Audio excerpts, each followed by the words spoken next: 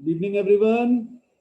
Last class में हमने कुछ कंसंट्रेशन टर्म्स की बात की थी, वहीं से शुरू करते हैं बेटा। सबसे पहले हमने चेक किया था percentage weight by weight.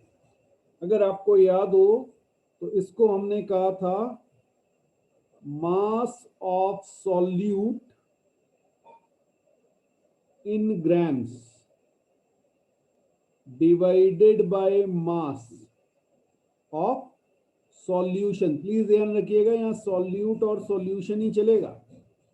In ml volume sorry यहाँ पे तो मास है, मास तो ग्राम में होगा, ठीक है।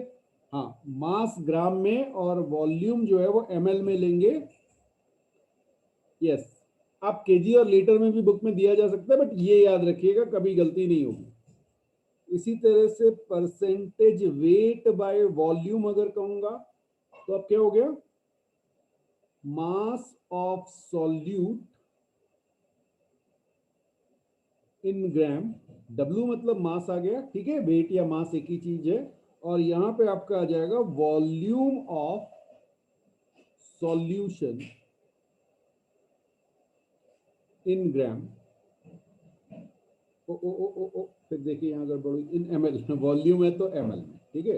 हाँ, इन ml, बिल्कुल ठीक बात है। और परसेंटेज V बाय V, इसको क्या लिखेंगे भाई, ये volume of solute in ml। Volume है तो ml में और मास है तो ग्राम में, तो ये दोनों वॉल्यूम है तो दोनों ml में ले लेंगे। Volume of solution in ml, ठीक है, मल्टीप्लाइड बाय 100। तो ये आपका percentage weight by weight, percentage weight by volume और परसेंटेज वॉल्यूम बाय वॉल्यूम आ गया। फाइन। अब आगे बढ़ने से पहले एक टर्म और समझते हैं, that is the density. Density सबने पढ़ी होती है। डेंसिटी, जनरल डेंसिटी जब हम कहते हैं तो density is mass upon volume, ठीक है, मास अपॉन वॉल्यूम। और एसआई यूनिट की अगर आप बात करें, एसआई यूनिट इसकी हो जाती है KG per metre cube. SI unit is KG per metre cube. लेकिन बेटा ये सीजीएस यूनिट भी बहुत काम में आती है और वो आपकी होती है ग्राम पर सेंटीमीटर क्यूब, ठीक है। लेकिन अगर आपको थोड़ा सा नाइन्थ की चीजें याद हो तो आपको याद होगा हमने एक टर्म पढ़ा था रिलेटिव डेंसिटी, याद है? हाँ, रिलेटिव डेंसिटी। अब यहां पर रिलेटिव डेंसिटी को हम थोड़ा सा और आगे पढ़ेंगे और रिलेटिव डेंसिटी में दो पार्ट कर लेंगे। एक हम पढ़ेंगे वेपर डेंसिटी। वेपर डेंसिटी, हाँ अभी समझा रहा हूं दोनों क्या क्या है, पहले हेडिंग नोट कर लीजिए। वेपर डेंसिटी और दूसरा लिखिएगा स्पेसिफिक ग्रेविटी। स्पेसिफिक ग्रेविटी, ठीक। तो रिलेटिव डेंसिटी हमारी दो टाइप की होगी, एक वेपर डेंसिटी होगी, एक स्पेसिफिक ग्रेविटी होगी। और अब इनको समझते हैं कि ये क्या क्या है। तो पहला टर्म हमने आपसे कहा वेपर डेंसिटी। तो वेपर डेंसिटी जो है इसकी आप फॉर्मूला लिख लीजिए। हाँ, ये बेटा होती है डेंसिटी ऑफ गैस। वेपर की बात हो रही है ना, तो डेंसिटी ऑफ गैस, हाँ कोई भी गैस हो सकती है, divided by density of hydrogen gas. बात समझ में आई? हाइड्रोजन गैस के साथ आप रिलेटिव टर्म है तो रिलेटिव डेंसिटी हो गई, हाइड्रोजन गैस के साथ आप कंपेयर कर रहे हैं। अब कहने के लिए तो इतना आसान होता है, ठीक है, इसको और आसान बताते हैं।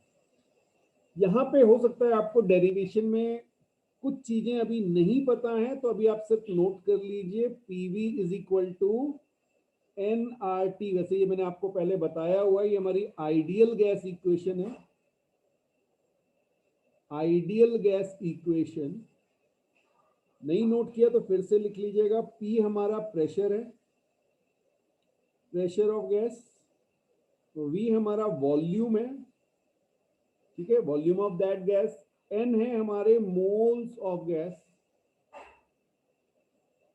मोल्स ऑफ गैस, ठीक है। R हमारा एक कांस्टेंट है, यूनिवर्सल गैस कांस्टेंट कहते हैं। अभी परेशान मत होइए, बस ये याद रख लीजिए कि ये कांस्टेंट है, यूनिवर्सल गैस कांस्टेंट। आगे इसको डिटेल में पढ़ना है। और T हमारा है एब्सोल्यूट टेम्परेचर। इसका मतलब टेम्परेचर किस में लेना है? केल्विन में, एब्सोल्यूट टेम्परेचर, ठीक है। चल, अच्छा, एक फॉर्मूला अगर आपको याद हो, मैंने आपको लिखाया था N is M by capital M, mass of gas divided by molar mass, ठीक है। यहाँ पे M क्या है, स्मॉल m क्या है, मास ऑफ गैस, और कैपिटल M जो है वो है मोलर मास, ठीक, ओके। ये आपने नोट किया। तो अब मैं इसको थोड़ा सा रीअरेंज कर रहा हूं। देखिए क्या हुआ, मैंने आपसे कहा PV is equal to M by capital M RT, ये लिख सकता हूं, ठीक है, किसी को डाउट तो नहीं? PV is equal to small m by capital M into RT, okay. अब देखिए यहां पे मैं थोड़ा सा रीअरेंज कर रहा हूं। मैंने इसको लिखा M by V, that is equal to P M by RT। क्या ये आ रहा है सबका? रीअरेंज करके देखिए। हाँ जी, ठीक है, ओके, वेरी गुड। अब जरा सी सोचिए, ये मैंने रीअरेंज किया तो मैंने ऐसा क्यों किया? ये है मास अपॉन वॉल्यूम। ये मेरा क्या हो गया? ये मेरी हो गई बेटा डेंसिटी। और मैं किसकी बात कर रहा हूं? आइडियल गैस की, ठीक है, या किसी गैस की बात कर रहा हूं, तो ये मेरी डेंसिटी ऑफ गैस हो गई। इसको मैं लिख सकता हूं P by R T into M. अब देखिएगा यहां पर सारा कॉन्सेप्ट शुरू होता है। मैं आपसे कह रहा हूं if pressure and temperature are constant, अगर मैंने किसी गैस के लिए प्रेशर और टेम्परेचर को कांस्टेंट कर दिया, और आर तो कांस्टेंट है ही, आर मैंने आपसे क्या कहा, ये यूनिवर्सल गैस कांस्टेंट है, ये कहीं यूनिवर्स में चले जाइए इसकी वैल्यू चेंज नहीं होगी। तो मैं आपसे सिंपली कह सकता हूं कि density of gas is directly proportional to molar mass, हाँ या ना? किसी भी गैस की जो डेंसिटी है वो मोलर मास के प्रोपोर्शनल आएगी। ये बात सबको समझ में आई? चलिए बहुत बढ़िया। तो अब अगर मैं यहां से आपसे कहूं, तो फिर से मैं इसकी डेफिनेशन लिख रहा हूं। वेपर डेंसिटी जो मैंने लिखा था, वेपर डेंसिटी मैंने क्या लिखा था? Density of gas, density of gas divided by density of hydrogen gas, हाँ H2 गैस, हाँ हाइड्रोजन एटम नहीं, H2 गैस है, फाइन। इसके साथ कंपेयर करते हैं तो मैं इसको क्या लिख सकता हूं?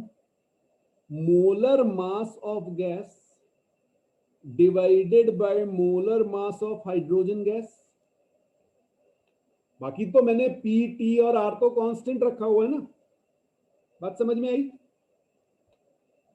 चलिए, तो अब मेरे पास ये बहुत इंपॉर्टेंट फॉर्मूला आ गया। वेपर डेंसिटी में शॉर्टकट में VD लिख रहा हूं। वेपर डेंसिटी बेटा मेरा आ गया M/2।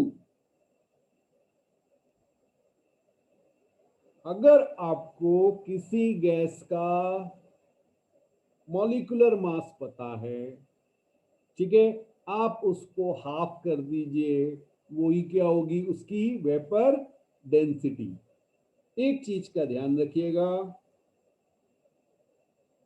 VD has no unit तो ग्राम व्राम मत लिख देना भाई, क्योंकि ये क्या है, दो सिमिलर क्वांटिटी, डेंसिटी है ना, दो डेंसिटी का रेशियो। बात समझ में आई? तो एक एग्जांपल ले रहे हैं, और मैंने आपसे कहा find vapour density of, okay कौन सी गैस में, CO2। हाँ जी, find vapour density of CO2, ऐसा मैंने आपसे कहा। तो जल्दी से मुझे बता दीजिए आंसर क्या है। हाँ, सब वर्बल क्वेश्चन होते हैं। आपको पता है CO2 का CO2/2 करेंगे, CO2 कितना हो गया, 44/2, सीधे सीधे आप यहाँ लिख देंगे 22। यूनिट कोई नहीं लिखे, ये नहीं कि वो ग्राम/2 किया तो सर मैंने ग्राम लिख दिया, नहीं नहीं, यूनिट होती नहीं। ठीक है, ये तो उसकी वैल्यू के बराबर आ गया। वहां हमने कांस्टेंट कांस्टेंट तो काट दिए थे ना। ओके, अच्छा एक और एग्जांपल देखिए, फाइंड वेपर डेंसिटी ऑफ, जल्दी से बता दो, CH4, मीथेन, CH4,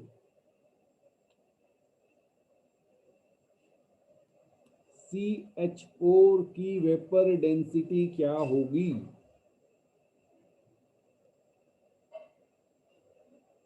ठीक है, तो C आपका बिल्कुल सही बात 12 है, और H आपके 4 हैं, तो ये 16 आ गया। 16/2 आपने कर दिया तो आपका आंसर 8 आ गया। बात समझ में आई? अच्छा, क्वेश्चन उल्टा दिया जा सकता है, वेपर डेंसिटी पूछी जा सकती है, और पूछा जा सकता है गैस कौन सी है। नीचे 4 गैस दी होंगी, उनका मोलर मास निकाल लीजिएगा, कर लेंगे।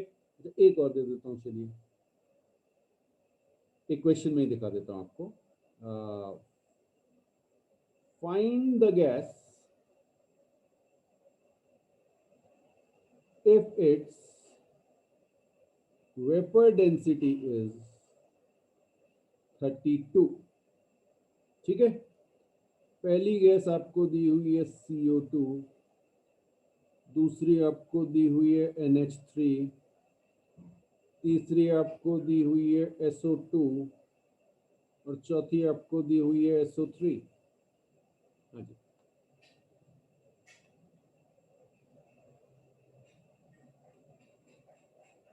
कोई भी गैस दी जा सकती है ना, नाम किसी एक से मैच करना है।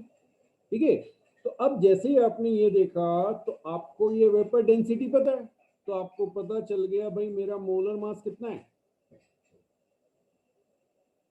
हाँ, ये मॉलिक्यूलर वेट कह लीजिए 64 ग्राम, या मॉलिक्यूलर वेट कह लीजिए 64 हो गया। ठीक है, अब इसको चेक कीजिए भाई, ये कितना होता है, ये 44 होता है, आपको पता है। ये कितना होता है, ये 17 होता है। ये आपने कहा 32 + 32, अरे ये तो मैच कर गया, तो यही आंसर हो गया। बात समझ में आई?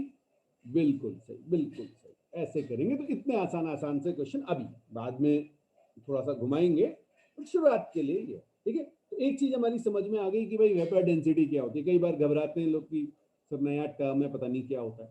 तो याद रखिएगा, मॉलिक्यूलर वेट का आधा कर देंगे। ठीक है, ओके, अच्छा जी, एक और हेडिंग डाल लीजिए, स्पेसिफिक ग्रेविटी। हाँ जी, स्पेसिफिक ग्रेविटी, ये शायद आपने पहले पढ़ा होगा। स्पेसिफिक ग्रेविटी को डिफाइन किया जाता है बेटा, लिख लीजिएगा, that is equal to density of liquid divided by density of water. हाँ, ये पढ़ा था ना आपने, एट 4 डिग्री C। क्लियर? ये भी बहुत यूज में आएगा, वेपर डेंसिटी से ज्यादा ये यूज में आएगा, लेकिन दोनों ही आएंगे, वेपर डेंसिटी भी आगे जाके यूज में आएगा, अभी तो उतना ज्यादा नहीं, अभी स्पेसिफिक ग्रेविटी ज्यादा यूज में आएगा। ठीक है, ओके, तो ये क्या हो गया, density of liquid with respect to water, water के साथ कंपेयर किया आपने। ठीक, अच्छा आप सबको याद होगा डेंसिटी ऑफ वाटर क्या होती है, डेंसिटी ऑफ वाटर, हाँ 9th में पढ़ा इसे, दोनों याद होनी चाहिए। रिलेटिव डेंसिटी भी बेटा 9th में तो यही पढ़ा था ना, रिलेटिव डेंसिटी को आरडी का फॉर्मूला हमने यही लिखा था, क्योंकि हमने वहां लिक्विड और सॉलिड के लिए पढ़ा था, गैसेस के लिए नहीं पढ़ा था। आज हमने एक आरडी और पढ़ी जो वेपर के लिए है, और उसे हमने नाम दिया वेपर डेंसिटी। बात समझ में आई? दैट इज अगेन आरडी, वो गैसेस के लिए। क्लियर? हाँ, ओके। तो डेंसिटी ऑफ वाटर कैसे लिखेंगे भाई? आप ये वाली यूनिट ज्यादा चलती है अभी शुरू में, 1 ग्राम पर ml। केमिस्ट्री में ये ज्यादा चलेगी, 1 ग्राम पर ml। ठीक है, ओके। वैसे आपको पता है एसआई यूनिट में 1000 kg पर मीटर क्यूब ये था, शायद यही था, याद आया? 1 मीटर क्यूब वाटर की वैल्यू 1000 kg होती है। इसका मतलब आपके घर के ऊपर जो टंकी रखी हुई है, जो 1 metre by 1 metre by 1 metre की है, वो 1000 kg की है। ठीक है। अच्छा, एक चीज और ध्यान रखना, 1 kg water is equivalent to 1 litre. हाँ, इसमें नहीं तो बाद में बड़ा कंफ्यूजन होता है। तो ये सब चीजें पहले सब पढ़ी हुई हैं, लेकिन ये याद रखना बेटा, 1 kg वाटर 1 लीटर के बराबर होता है, बाकी और किसी की बात नहीं कर रहा। चलिए, अब एक इंपॉर्टेंट था। ठीक है, देखिएगा, मैंने आपसे कहा स्पेसिफिक ग्रेविटी, जब कहा एसजीवी कह सकते हैं आप, स्पेसिफिक ग्रेविटी। ठीक है, तो मान लीजिए कोई सब्सटेंस है x ग्राम पर ml, इसकी डेंसिटी दी हुई है, कोई भी सब्सटेंस। ठीक है, आप इसको डिवाइड करेंगे 1 ग्राम पर ml से, तो आंसर क्या आ जाएगा? x। ठीक, अब ये चीज ध्यान रखने वाली है, if Sg of any substance is given, then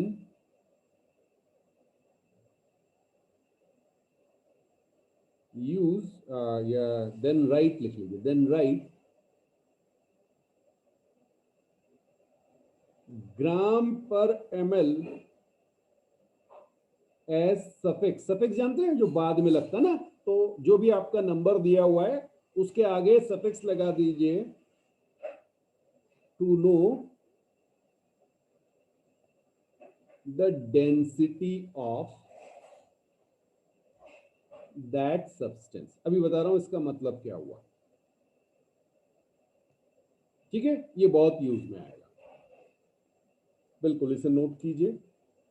इसका मतलब ये है कि एक एग्जांपल लेके समझा रहा हूं। मान लीजिए मैंने आपसे कहा कि specific gravity of any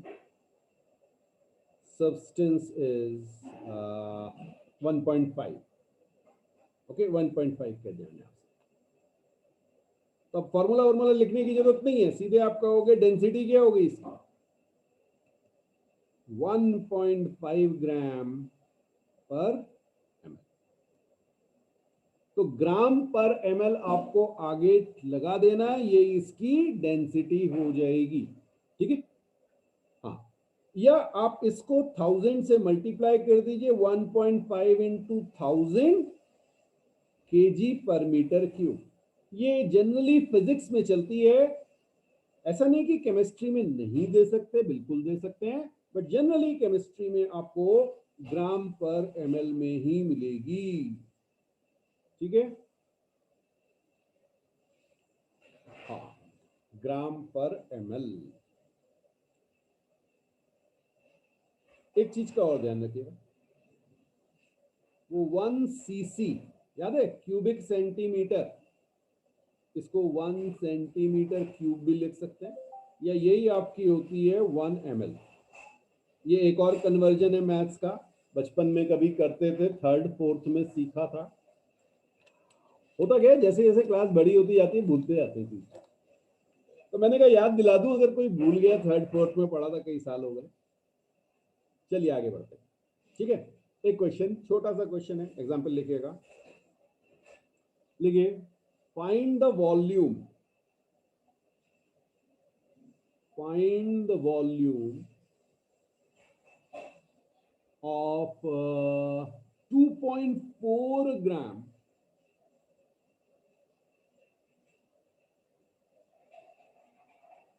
of solution having specific gravity 1.2। ठीक है, अब बड़े ध्यान से, आपको क्या क्या दिया है ये देखिए, और मैंने क्या पूछा है ये देखिए। ठीक है, और क्या क्या आपको नोन है, गिवन है, उसको देखिए, और फिर फॉर्मूला आराम से लगाइए। टाइम दे रहा हूं, एक बार आराम से सॉल्व कीजिए, फिर मुझे आंसर बताइए। ओके, तो मैं इसे सॉल्व कर रहा हूं बेटा। आपको जो डेंसिटी दी हुई है ना, डेंसिटी वो क्या होगी, 1.2 ग्राम पर ml। ये सबको समझ में आया? ओके, इसको मैं क्या लिख सकता हूं, मास अपॉन वॉल्यूम लिख सकता हूं। अरे density is mass upon volume, ये तो सबको फॉर्मूला पता है ना। मुझे निकालना क्या है, वॉल्यूम निकालना है, तो मैं कहूंगा मास अपॉन डेंसिटी, या इसको मैं लिख दूंगा 2.4 ग्राम डिवाइडेड बाय 1.2 ग्राम पर ml, और सॉल्व करेंगे तो 2 ml आंसर आ जाएगा। तो इतना आसान सा क्वेश्चन ये होता है। ठीक है,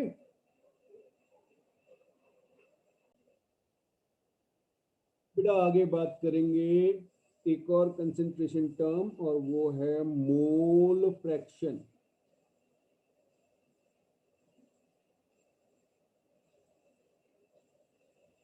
मोल फ्रैक्शन, इसे जनरली डिनोट किया जाता है एक्स से। मोल फ्रैक्शन, कुछ नाम से ही क्लियर हो रहा है यार, फ्रैक्शन की बात हो रही है, थोड़ी सी मैथ्स इन्वॉल्व होगी।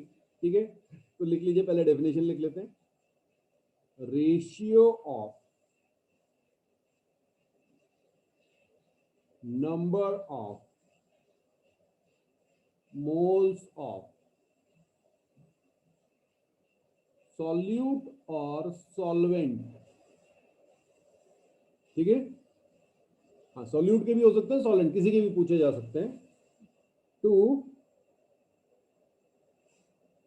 टोटल नंबर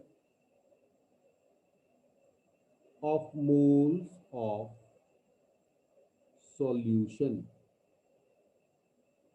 ठीक है, हाँ ये तो हमारी डेफिनेशन हो गई। अब समझने के लिए एक एग्जांपल ले रहे हैं। मान लीजिए मैंने आपसे कहा कि भाई मेरे पास ए जो है वो मेरा सॉल्यूट है, और बी जो है वो मेरा सॉल्वेंट है। ठीक है, हाँ आगे नाम भी रख देंगे, अभी ए बी करके चल। तो ए को हमने डिसॉल्व किया है बी में। अब सॉल्यूट सॉल्वेंट में आपको बता चुका हूं कि कौन किसको कैसे कर सकते हैं। यहां पे मैंने कहा इसके मोल्स Na हैं और इसके मोल्स Nb हैं। ध्यान से समझना, सॉल्यूट के मोल्स Na हैं और सॉल्वेंट के मोल्स Nb हैं। ठीक है, तो अगर मैं आपसे कहूं XA, that is mole fraction of solute A, mole fraction लिख भी लीजिए, लैंग्वेज में भी लिख लीजिए, मोल फ्रैक्शन ऑफ सॉल्यूट, सॉल्यूट हमने कहा था, सॉल्यूट का नाम है ए। ठीक है, ये क्या हो जाएगा, N A divided by N A plus N B. आसान सी चीज है। ठीक है, हाँ ये टर्म आगे यूज में आएंगे।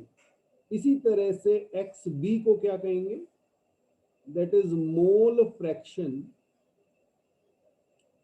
ऑफ सॉल्वेंट बी के लेंगे। अब जरूरी नहीं आप सॉल्यूट को बी को कर लो, सॉल्वेंट ए को कर लो, आपके ऊपर। ये क्या हो जाएगा, N B divided by N A plus N B. ठीक, आसान है। ओके, तो ये आपका मोल फ्रैक्शन ऑफ सॉल्यूट आ गया, मोल फ्रैक्शन ऑफ सॉल्वेंट आ गया। ठीक है, आप नाम जो देना चाहें, पी क्यू एक्स जो भी कहना चाहो। क्लियर, अब लिखिएगा मोल फ्रैक्शन इज, ये बहुत इंपॉर्टेंट है, कई बार सीधे सीधे इस पे क्वेश्चन पूछा गया बेटा। ठीक है, which statement is true type के क्वेश्चन आते हैं। तो mole fraction is independent, mole fraction is independent of temperature change.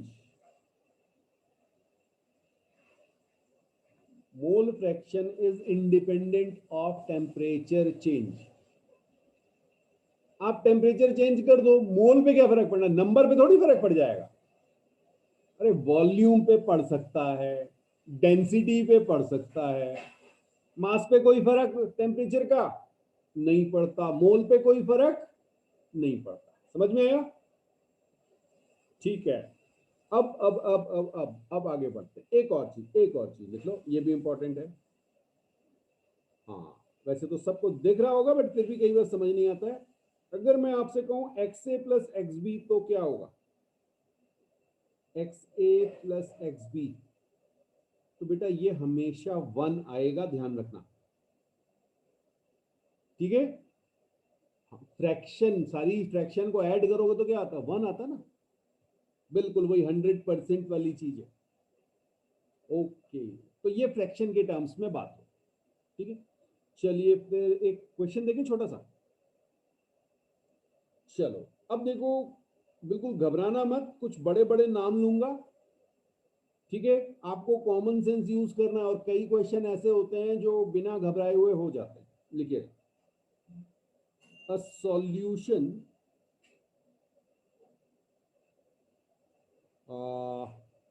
Of N pentane and N hexane, नाम सुने? Have 25% N pentane, find mole fraction. ठीक है, find mole fraction of N pentane and N hexane. ठीक है जी, ये आपका question दिया हुआ है। ठीक, अब अगर आप देखेंगे यहां पर, तो आपको ये परसेंटेज दे दिया और कुछ मास वास तो कुछ दिया नहीं है। तो मैंने आपसे क्या कहा था, जब भी आपको परसेंटेज इस टाइप से कुछ दिया हो तो क्या कीजिए, टोटल को कुछ एज्यूम कर लीजिए। और कितना एज्यूम करना अच्छा रहता है? 100 ग्राम। ठीक है, ये मैथ्स में भी आपने परसेंटेज वाले जो क्वेश्चन किए होंगे वो इसी तरह से होते थे, याद है? ओके, तो अब मैं यहाँ पे क्या लिख सकता हूँ? मैं लिख सकता हूं भाई, इसका मतलब क्या हो गया, 25 gram N pentane, 25 gram N pentane है 100 ग्राम ऑफ सॉल्यूशन में। यही तो मतलब हुआ, 25% तभी तो आएगा। ठीक है, अच्छा मुझे ये बताओ एनएक्सिन कितना होगा? सॉल्यूशन किसका है? एन पेंटेन और एनहेक्सेन का। अभी बता रहा हूं ये एन पेंटेन और एनहेक्सेन है क्या। ओके, बिल्कुल सही बात है आपकी। आपने का टोटल सॉल्यूशन 100 ग्राम का है, 25 ग्राम एक है, दूसरा कितना हो जाएगा? ओके, 75 ग्राम हो गया। बहुत बढ़िया, बहुत बढ़िया, बहुत बढ़िया। चलिए अब मैं आपको यहाँ पे बता दे रहा हूँ बेटा, ये एल्केन फैमिली थी C5H12, ये तो है आपकी पेंटेन। और C6H14 ये आपकी क्या है? हेक्सेन। समझ में आ गया? हाँ, एन मतलब नॉर्मल होता है, वो अभी आगे समझाएंगे जब नेक्स्ट संडे से जो है ऑर्गेनिक शुरू करेंगे, तब आपको वो समझाएंगे। ठीक है, हाँ अभी अभी आपको ये चीजें लिखनी है। अब ध्यान रखिएगा, मुझे परसेंटेज जो है वो मास में दिया हुआ था। यस, ठीक है, ये क्या था बताएंगे मुझे? वेट बाय वेट था ना ये, 25% वेट बाय वेट दिया हुआ था। तभी तो आपने कहा 25 ग्राम में 100। हाँ, तो वेट बाय वेट भी लिखा जा सकता है। ठीक है, ओके, चलिए चलिए चलिए। अब पहला काम क्या करना है? स्टेप 1। भाई स्टेप 1 तो एक्चुअली हो चुका है, स्टेप 2 की बात कर लेते हैं। ये स्टेप 1 हो गया ना। स्टेप 1 हो गया। अब मोल फ्रैक्शन निकालना, तो यार मोल चाहिए, तो मोल निकालते हैं। एक्स, हाँ यहाँ पे खाली पेंट लिख दे रहे हैं, यहाँ पे हैक्स लिख दे रहे हैं, ठीक है, उससे क्लियर हो जाएगा, लंबा चौड़ा क्यों बार बार लिखें। हाँ जी, एन पेंटेन के कितने मोल आएंगे जल्दी बताओ मुझे, और एन हेक्सेन के कितने आएंगे ये भी बताओ, और फिर मोल फ्रैक्शन भी बताओ। ओके, अब बेटा जब मोलर मास की बात करेंगे तो C5H12 जो ये आपने पेंटेन लिखा हुआ है, एन पेंटेन, इसका कितना आ जाएगा भाई? ये 5 है ना, 12 5 60 और 1272 आया ये। Okay, very good very good, आपका आ गया। ये आपका कितना आया? 72 प्लस 14, ये 86 आया। ओके, तो जब हम एन पेंटेन के मोल की बात करेंगे तो मोल कितने हो जाएंगे बेटा? 25/72। अभी सॉल्व करने की जरूरत नहीं, इसको ऐसे ही रहने दो, ठीक है। हाँ, और ये हेक्सेन के कितने आ गए? हेक्सेन कितना था हमारे पास? 75/86, कुछ ऐसा बन रहा है, ठीक है। हाँ हाँ, ओके, लेकिन लेकिन लेकिन ये एक्स पेंटेन है क्या? देखो देखो, एक्स पेंटेन क्या होता था? मोल फ्रैक्शन होता था। ये क्या निकाला हमने? ये हमने क्या निकाला? ये एक्स पेंटेन थोड़ी है, ये तो हमने मोल्स निकाले हैं, एन पेंटेन और एन हेक्सेन, ये थोड़ी आंसर हो जाएगा, ठीक है। अब बात करते हैं भाई, एक्स पेंटेन क्या होगा? ये गलती होती है, समझ रहे हो, कि फॉर्मूला कुछ लिखा और लिख कुछ और दिया, कुछ सोच रहे थे कहीं कुछ और कर दिया, ठीक। एक्स पेंटेन क्या होता है? अब देखो, N pentane divided by N pentane plus N hexane, ऐसे आएगा। मोल का रेशियो लोगे ना, तो यहाँ पे ये फ्रैक्शन आएगा 25/72 अपॉन 25/72 प्लस दूसरा क्या है? 75/86। इसको सॉल्व तो करना पड़ेगा, ठीक है। अब देखो, सॉल्व करने का कुछ आसान तरीका देखें, चलो देखते हैं जरा। एक काम करते हैं, इसको ऐसे लिख लेते हैं, 25/72 × 86 अपॉन 72 × 25 × 86 प्लस 75 × 72। भाई मैं तो ऐसे सॉल्व करना ज्यादा प्रेफर करता हूं, आपको जो अच्छा लगता, ठीक है। एलसीएम ले लीजिए, तो ये 72 सीधे सीधे कट जाएगा, ठीक है। अब देखिए 25 से ये 25 कट गया, क्लियर है। तो आपका ये जो आंसर आएगा ये आ जाएगा 86 यहाँ पे, और 72 × 3 216, और 86 ये 302 आ रहा है क्या? चेक करो, कुछ ऐसा आएगा, ठीक है। हाँ, 86/302 ये आपको मिलेगा, और ये आपका 0.2 समथिंग, 0.2 से 0.3 के बीच में, 0.285 मुझे लग रहा है, 302 जा रहा है, हाँ 0.285 के आसपास ये आ जाएगा। ये आया आपका एक्स पेंटेन, ठीक है। और अब आप मुझे बताएंगे कि मोल फ्रैक्शन है एन हेक्सेन का क्या आएगा? अब दोबारा से एक तरीका तो है कि भाई कैलकुलेट कर लो, दूसरा क्या है? 1 में से इसे माइनस कर दो। बात समझ में आई? तो 1 माइनस 0.285 आया था ना, ओके, तो ये कितना आ जाएगा? 0.715। ये कैलकुलेट करके एक बार देख लेना बेटा, मैं वर्बली करके आपको बता रहा हूं कि इतना आ रहा है, आप एक बार चेक जरूर कर लीजिए। चलिएगा, मोलैरिटी, MOLARITY, मोलैरिटी दो होती है, ठीक है, दूसरी भी बताऊंगा। Molarity denoted by capital M, कैसे डिनोट करेंगे वो अभी बता रहा हूं आपको, चिंता मत कीजिए। तो यहाँ पे पहले फॉर्मूला लिख लेते हैं, ज्यादा क्लियर रहेगा। Molarity capital M is equal to, हाँ लिखिएगा बेटा, नंबर ऑफ मोल्स, हाँ जी, number of moles of solute divided by volume of solution in litre. ठीक है जी। हाँ, LITER लिख लीजिए, LITRE, जो आपको ठीक लगे आप वो लिख दीजिए, दोनों ही चलती है। Number of moles of solute per unit volume of solution. ठीक है, तो 1 लीटर में, 1 लीटर किसका? सॉल्यूशन। 1 लीटर सॉल्यूशन में कितने मोल सॉल्यूट हैं, यही आपकी क्या होती है? मोलैरिटी। बात समझ में आई?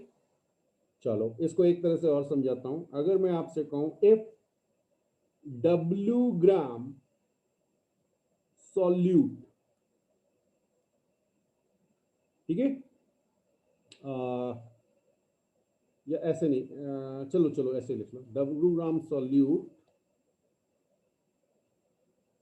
is dissolved in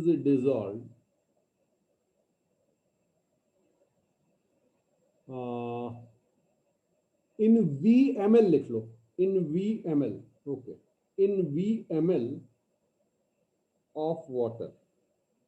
ठीक है, वाटर सॉल्वेंट हो गया आपका। W gram solute is dissolved in VML of water and molecular mass is capital M। ठीक है, अब यहां थोड़ा सा ध्यान देना बेटा, मोलैरिटी के लिए भी कैपिटल M यूज हो रहा है, और ये भी, इसको M डैश कर लो, चाहो तो M डैश कर लेते हैं, नहीं तो कंफ्यूजन हो जाएगा ना। ठीक, ओके। तो अब मैं मोलैरिटी को, फॉर्मूले को कैसे लिखूंगा, बहुत ध्यान से समझ लो। मैं इसको क्या लिखूंगा? पहले तो मैं लिखूंगा मोल्स ऑफ सॉल्यूट, तो ये मैं कहूंगा W बाय M डैश।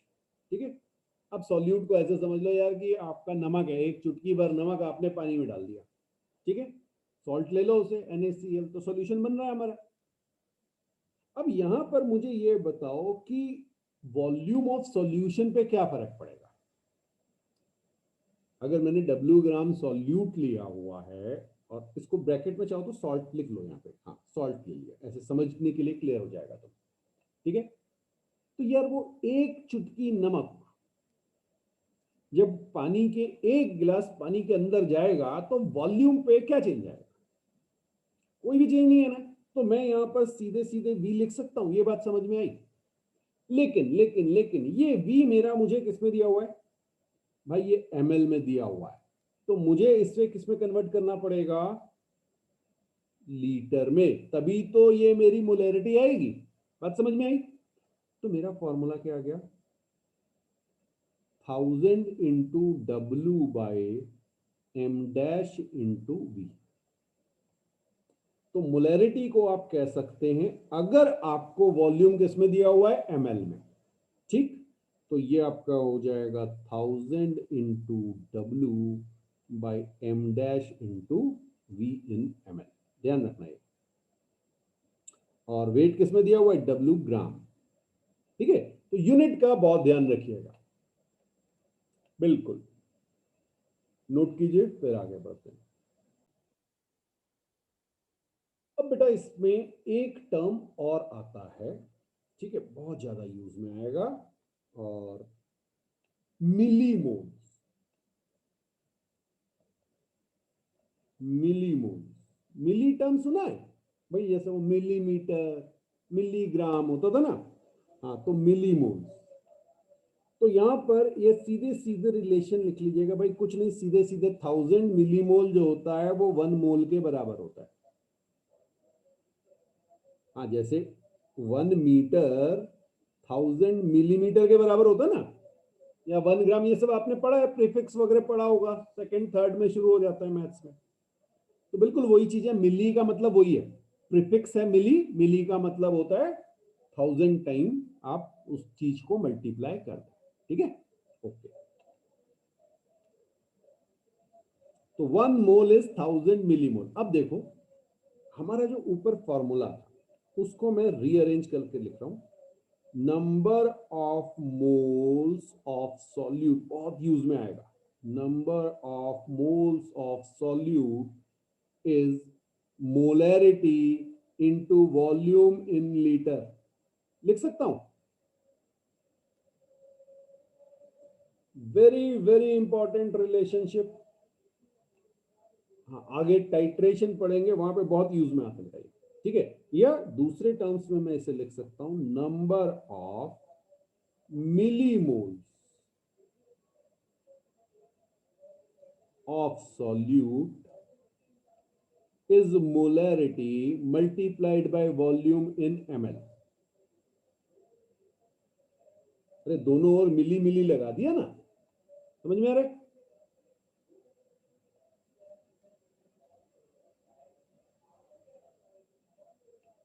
ये दोनों बहुत इंपॉर्टेंट हैं, नोट कीजिए इनको, लिख भी लीजिएगा, इंपॉर्टेंट है,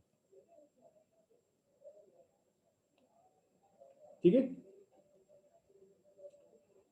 ओके, इसके बाद एक क्वेश्चन आपको मिलता है, टेम्परेचर का क्या लगता है आपको, क्या असर पड़ता होगा मोलैरिटी पे? कॉमन सेंस, बिल्कुल कॉमन सेंस लगाना। हाँ, मोलैरिटी हमने क्या कहा, मोलैरिटी हमारा है, मोटा मोटा अगर मैं लिखूं, किसके हैं, सॉल्यूट सॉल्वेंट वो सब आप देख लीजिएगा, बट मोल अपॉन वॉल्यूम ये है ना। अब मुझे ये बताओ, अगर मैं टेम्परेचर को इंक्रीज करूंगा तो नंबर ऑफ मोल पे क्या फर्क पड़ेगा, नंबर ऑफ मोल का क्या फर्क पड़ेगा? टेम्परेचर बढ़ा दिया, यार पहले जो नंबर थे वो बढ़ थोड़ी जाएंगे, टेम्परेचर तो वही है ना। टेम्परेचर के साथ नंबर का क्या मतलब, ठीक है। तो टेम्परेचर से मोल में कोई चेंज नहीं आएगा, लेकिन आपने ये पढ़ा होगा कि भाई वॉल्यूम तो चेंज हो जाता है। अरे टेम्परेचर बढ़ाते तो वॉल्यूम बढ़ जाता है ना, तो वॉल्यूम क्या करेगा, इंक्रीज हो जाएगा। बात समझ में आई? आराम से सोचो, आराम से सोचो, टेम्परेचर बढ़ाओगे तो मोल पे कोई फर्क नहीं पड़ता, बट वॉल्यूम इंक्रीज कर जाएगा। तो क्या लिखेंगे, हाँ लिख लीजिएगा, with increase in temperature volume increases, so molarity क्या करेगी, डिक्रीजेस, ठीक है जी, बिल्कुल। और आप चाहें तो इसको ऐसे भी लिख सकते हैं, m is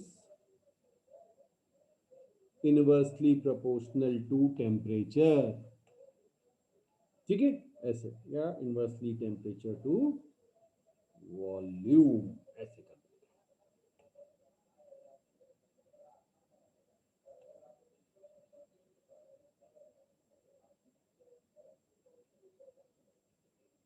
ओके, बिल्कुल नोट कीजिए, नोट कीजिए। अच्छा, एक और इंटरेस्टिंग चीज, ये बहुत यूज में आएगा, सारे इंपॉर्टेंट पॉइंट लिखाता चल रहा हूं। इफ अ सॉल्यूशन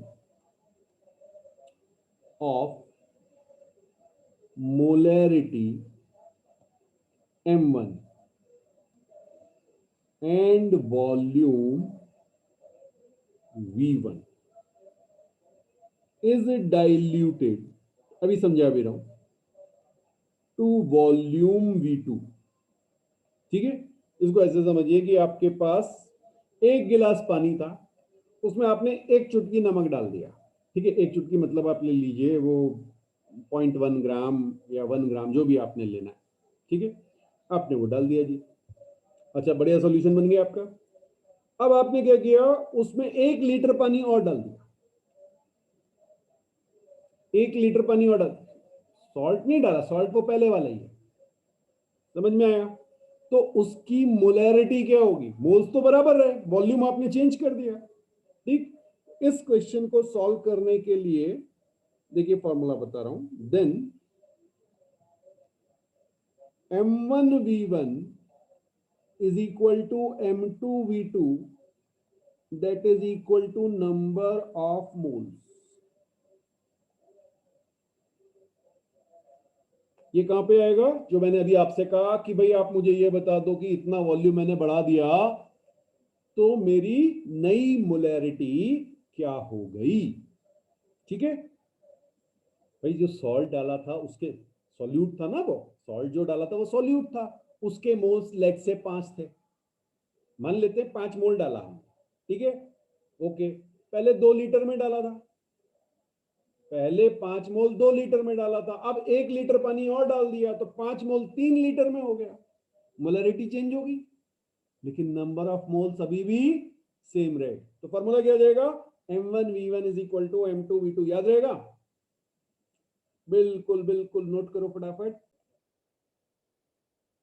एक चीज और लिखेगा, अब एक क्वेश्चन आपको मिल सकता है, इसको भी कॉन्सेप्ट के फॉर्म में लिख लीजिए। If a solution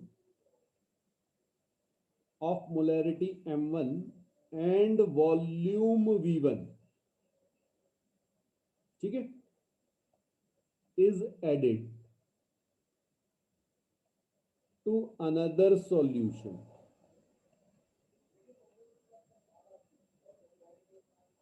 of molarity M2 and volume V2, बात समझ में आई? ठीक है, then what is the final molarity? Clear? अच्छा, अब देखिए क्या है, अगर मैं आपसे कहूं टोटल नंबर ऑफ मोल्स क्या हो गए, टोटल नंबर ऑफ मोल्स, दो सॉल्यूशन आपके पास थे, आपने कहा सर M1V1 पहले वाले से आए प्लस M2V2 दूसरे वाले से आए, बात समझ में आई? भाई एक के मोल्स जो थे वो M1 इंटू V1 मैंने आपको बताया, ठीक है, आपने कहा दूसरे से M2 इंटू V2 आ गए। आप में से कोई मुझे बताएगा टोटल वॉल्यूम क्या हो चुका है? एक सॉल्यूशन इधर से डाला, एक सॉल्यूशन इधर से डाला, ठीक है। हाँ, इसको आप ऐसे समझ सकते हैं, आपने क्या किया, एक जो है आपने कोका कोला ली थी, एक आपने ऑरेंज वाली ले ली कोई, और दोनों को उठा के मिक्स कर दिया, ठीक। तो वॉल्यूम क्या हो गया? V1 प्लस V2 हो गया, और लेट से उसकी मोलैरिटी है M, फाइन। तो ये हमारी हो गई रिजल्टेंट मोलैरिटी, ठीक है। आप चाहें तो M लिख लीजिए, आप चाहें तो M रिजल्टेंट लिख लीजिए, या M मिक्सचर भी लिख सकते हैं आप। तो ये हमारी हो जाएगी M1V1 प्लस M2V2, ये क्या हो गया? Total number of solute divided by total volume. देखिए फॉर्मूला वहीं से आ रहा है, क्लियर? अनदर इंपॉर्टेंट वन, इस पे भी आपको स्ट्रेट क्वेश्चन मिल सकता है। उसको समझने के लिए बेटा एक हम एग्जांपल ले रहे हैं, ठीक है। और एग्जांपल में मैंने आपसे कहा से 0.1 m NaOH मैंने आपसे कहा है, 0.1 m NaOH मैंने आपसे कहा है, ठीक है। इसका मतलब क्या हुआ? 0.1 m NaOH, इसका मतलब आपको क्या समझ में आता है? ठीक, इसका मतलब है कि मेरे पास 0.1 मोल है, किसके? NaOH के, किसमें? इन 1 लीटर ऑफ सॉल्यूशन, ठीक।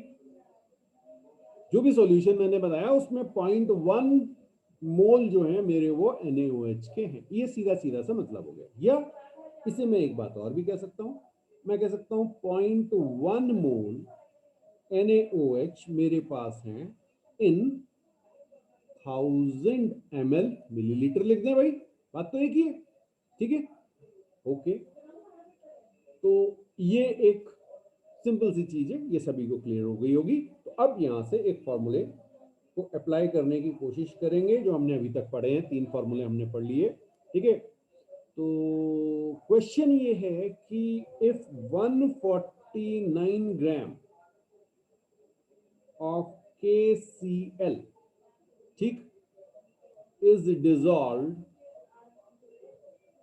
149 gram of KCl is dissolved in 10 liter of an aqueous solution. aqueous जानते हैं, मैंने आपको बताया था जिसमें वाटर हो, ठीक है. Find molarity.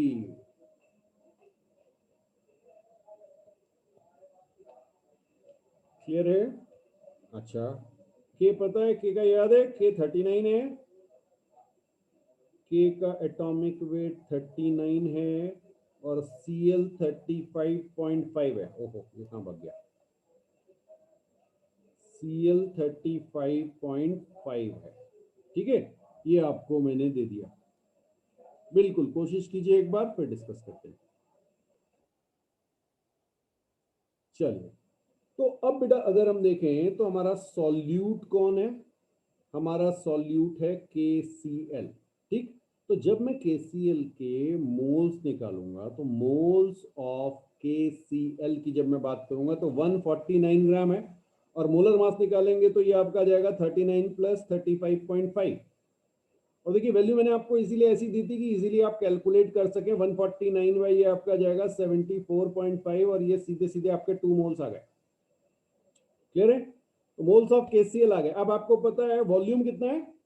10 लीटर. अब एक चीज का ध्यान रखना यार, KCl का वॉल्यूम मत मान लेना, ठीक है. वो थोड़ा सा नन्ना सा होगा, उसको 10 लीटर में ऐड भी कर दोगे तो कुछ फर्क नहीं पड़ना है, तो वहां उसका वॉल्यूम मत ले लेना.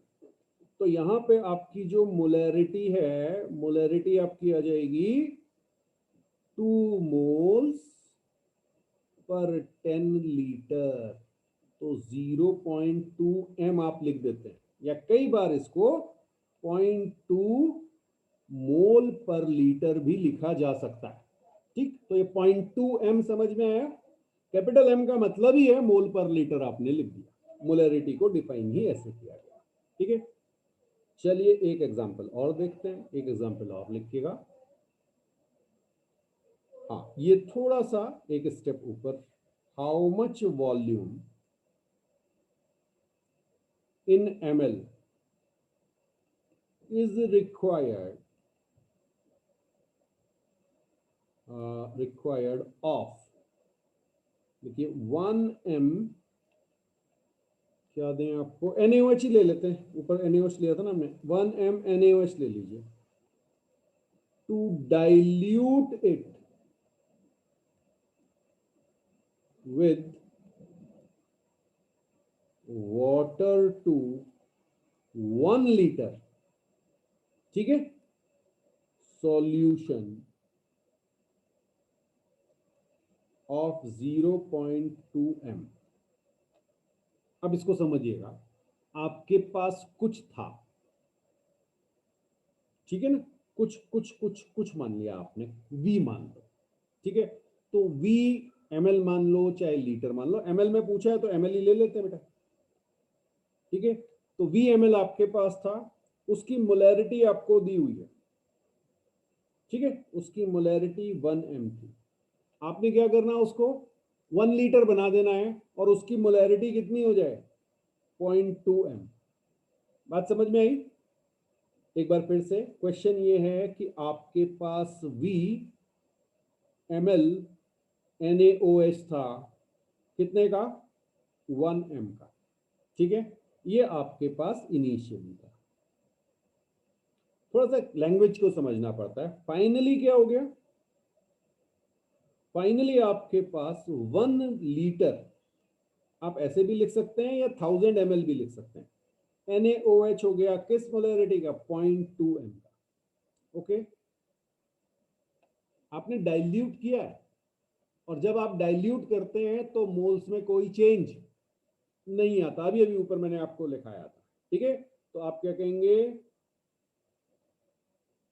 in case of dilution, in case of dilution, milli equivalent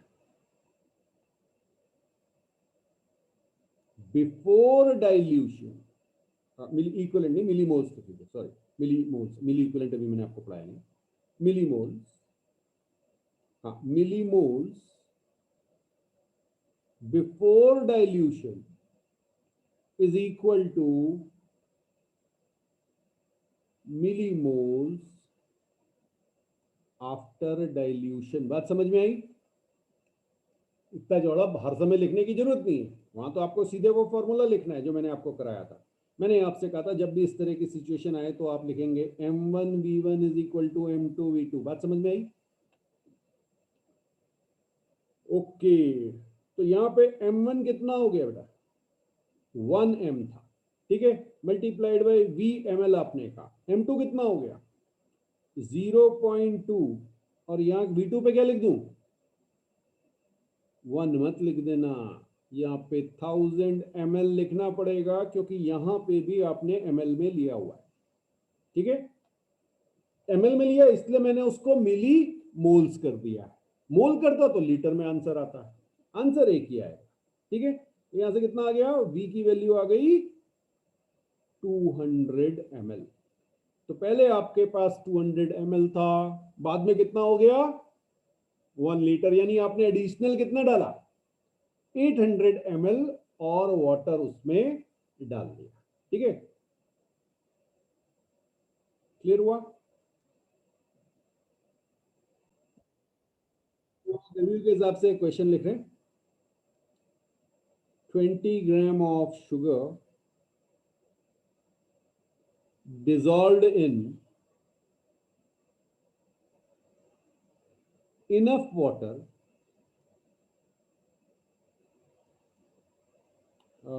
to make a volume of, या वॉल्यूम अप टू कर लीजिए, वॉल्यूम अप टू 2000 ml, ठीक है। फाइंड कंसेंट्रेशन इन मोल पर लीटर।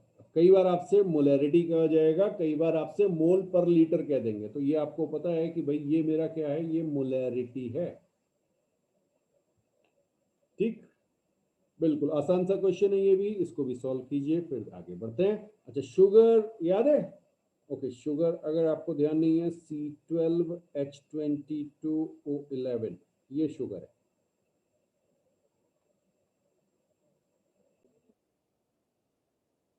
अब बेटा इस क्वेश्चन को अगर आपको सॉल्व करना है तो सबसे पहले आपको मोल्स ऑफ सॉल्यूट चाहिएंगे। मोल्स ऑफ सॉल्यूट की जब आप बात करेंगे तो यहाँ सॉल्यूट शुगर है, ठीक है, तो ये आपका हो जाएगा 20 डिवाइडेड बाय मोलर मास। अब इसको जब आप कैलकुलेट करेंगे तो ये बेटा 342 आएगा, तो 20/342 ये आपके मोल्स आए।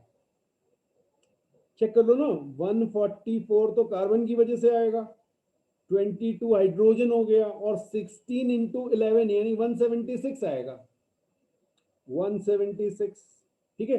अब इसको ऐड करो, हाँ, तो ये 342, ये मैंने आपको पहले कराया हुआ है। यस, अब किसी का आंसर बिल्कुल सही आ रहा है, बिल्कुल सही बेटा, वत्सला का आया है। नहीं, एक जीरो, जीरो का गड़बड़ है, एक डेसिमल इधर उधर हो गया, देख चेक कर। सर वो एक जीरो और लगेगा। हाँ हाँ, डेसिमल के बाद एक जीरो आएगा, यस वेरी गुड, ठीक है, ये आ गया।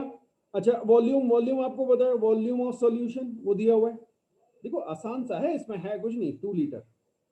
तो भाई मेरी कंसेंट्रेशन या मोलैरिटी क्या, ठीक है, ओके लिख दो भाई, मोलैरिटी, अरे रे रे रे ये काम होगा, okay, molarity, molarity is 20/342 into 2। समझ में आया? मोल्स पर लीटर लिखना है तो 2 लिखना पड़ेगा, 2000 मत कर देना। अगर 2000 करोगे तो ऊपर 1000 से मल्टीप्लाई करना पड़ेगा, फिर आना तो 2 ही है। इसको करोगे तो ये 10/342 आएगा, ठीक। इसको सॉल्व करके आ जाएगा 0.029 एम। बात समझ में आई? तो ये कुछ आसान आसान से क्वेश्चन, बिल्कुल बेसिक वाले मैंने कराए, आगे जाके थोड़े टिपिकल भी देखेंगे। बट आज यहाँ पे कंप्लीट करते हैं, नेक्स्ट क्लास में बात करेंगे मोलैलिटी की, और मोलैलिटी के बीच रिलेशन, कुछ और फॉर्मूले और कुछ क्वेश्चंस देखेंगे। ठीक है, चलिए जी।